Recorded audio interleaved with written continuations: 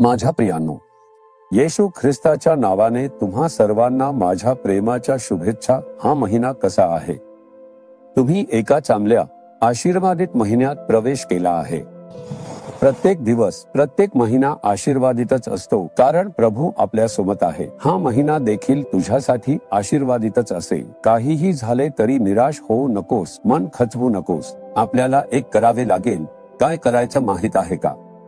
विलापगीत 3 अध्याय 25 वचन, जे परमेश्वराची वाट पाहतात व जो जीव त्यास शोधतो त्याला परमेश्वर चांगला आहे। म्हणजेच आपल्याला देवाला शोधायला हवे आणि त्याची वाट पाहावी लागते। पुढच्या वचनात असं सांगितलं आहे, परमेश्वरापासून येणाऱ्या तारणाची मुकाट्याने वाट पाहणे हे चांगले आहे। ही वाट पाहणेच खूप लोकांसाठी समस्या ठरते। आपण देवाकडे प्रार्थना केली की सकाळी प्रार्थना केली तर संध्याकाळपर्यंत उत्तर मिळावं वाटतं। आपल्याला नेहमीच घाई असते, पण प्रत्येक गोष्टीसाठी देवाने एक वेळ ठरवलेली असते। तो वेळ येईपर्यंत आपल्याला धीराने वाट पाहून ते मिळवावं लागतं। देवासाठी वाट पाहण्याचा काळ हा आपला विश्वास दाखवण्याचा काळ असतो। काही जर वाट पाहता घाईघाईने निर्णय घेतात, त्यामुळेच अनेक समस्या येतात आणि आशीर्वाद गमावतात। आता तुम्ही पाहत आहात, हे ठिकाण आपली प्रार्थना डोंगर आहे।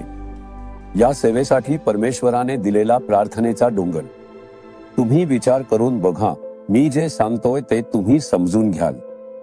खूप वर्षांपूर्वी एका दिवशी सकाळी मी प्रार्थना करत होतो। मी प्रभूकडे देशासाठी अनेक गोष्टींसाठी प्रार्थना करत असताना प्रभूने मला उघडपणे सांगितलेली गोष्ट म्हणजे, मी तुला एक डोंगराळ प्रदेश देईन आणि तू त्याला प्रार्थना डोंगर म्हणून बनव, असं प्रभूने सांगितलं।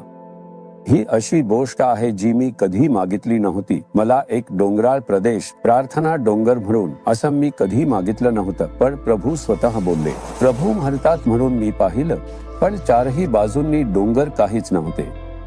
इथे आजूबाजूला एकही डोंगर नाहीये। प्रभू तरीही, तुम्ही डोंगराळ प्रदेश देतो म्हणालात, ठीक आहे, तुम्ही जे सांगता ते मी करतो, असं म्हणून मी प्रभूला सांगितलं। माझ्या पत्नीलाही सांगितलं नाही, कोणालाही सांगितलं नाही। प्रभू असे नाही म्हणाले की प्रार्थना करा म्हणजे लगेच तुम्हाला देईन। तो म्हणतो तुम्ही प्रार्थना करा। प्रत्येक वेळी आठवण झाली की मी प्रार्थना करतो, तुम्ही सांगितलं आहे, तुम्ही कराल असं। सुमारे 1 वर्षानंतर एक मित्र आला आणि सांगितले, टेंगासीज वर एक डोंगराळ भाग आहे, तो विक्रीसाठी येतोय। ते प्रभूचे लोक आहेत। कोणत्यातरी सेवेसाठी दिलं तर छान होईल असं त्यांना वाटते। तुम्ही ते घ्या आणि प्रार्थना डोंगर बनवा असं ते सांगतात। हीच गोष्ट दुसरे एक सेवक येऊन सांगतात। म्हणजेच प्रभूने 1 वर्षापूर्वी सांगितलं होतं आणि आता येऊन तुम्ही प्रार्थना डोंगर बनवा, हा डोंगराळ भाग आहे असं सांगितल्यावर प्रभूने सांगितलेली गोष्ट आठवली। मग ठीक आहे, जाऊन पाहूया असं म्हणालो। हे ठिकाण जवळजवळ 100 एकर पेक्षा जास्त आहे। यातले डोंगर सगळे फॉरेस्ट डिपार्टमेंट म्हणजेच सरकारी खात्याच्या मालकीचे आहेत।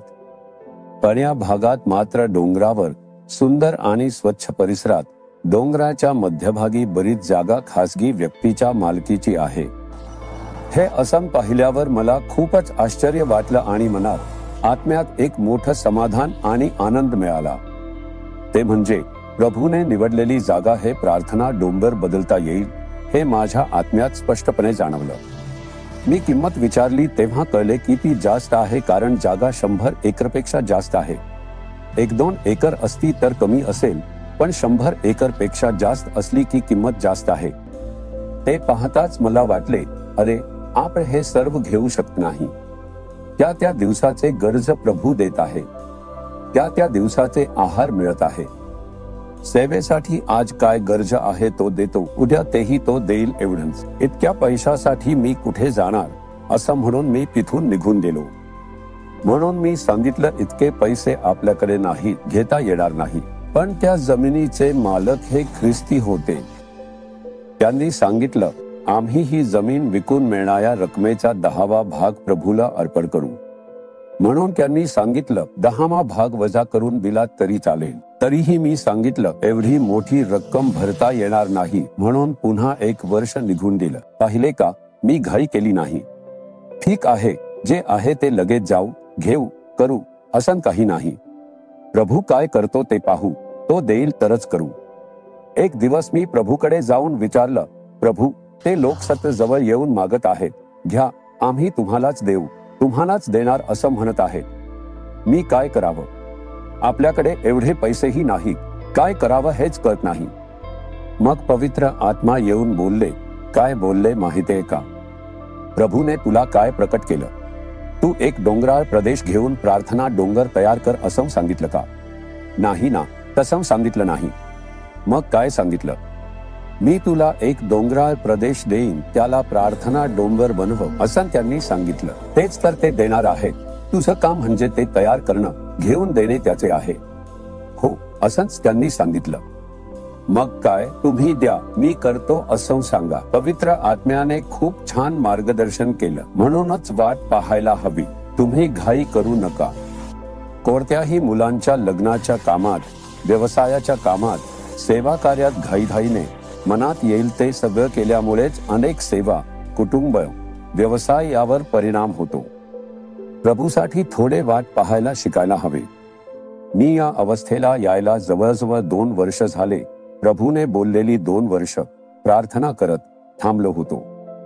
प्रभूने सांगितलेलं विसरलो नाही. प्रभूचे काम येऊ दे, प्रभू करेल असं मी ठरवलं.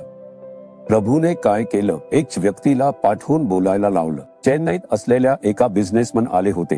ते सांगितले, ब्रदर, एक डोंगराळ भाग आहे का? मला दाखवायला घेऊन जावा त्यांनी विचारलं. मी त्यांना घेऊन आलो आणि दाखवलं. या जागेभोवती सगळीकडे फिरून 3-4 तास पाहिलं. खूप छान आहे ब्रदर असं म्हणाले. सगळं जंगलच होतं. मग ते येऊन एका दगडावर बसले आणि बोलले, मी एक गोष्ट सांगतो, तुम्ही नकार देऊ नका. ही जागा मी विकत घेतो आणि येशूच्या सेवेसाठी देतो.